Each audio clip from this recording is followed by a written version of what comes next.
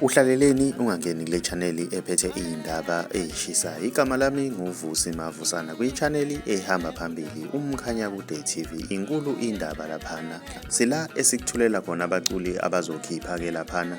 Umculi ozokhipha imfezi emnyama laphana izokhipha iCD yayo laphana enesihloko esithi Inyanda laphana wey'ngane zakwethu. Khumbula ukuthi kunengoma ke laphana elindwe ngamehlabufu okuyingoma lapha ahamba khona nontombi eziningi.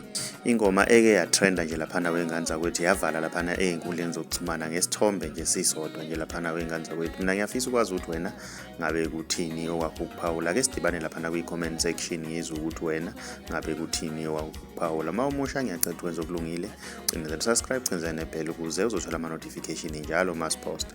Enhliziyo, ase ngivele ngiyatholela sobala.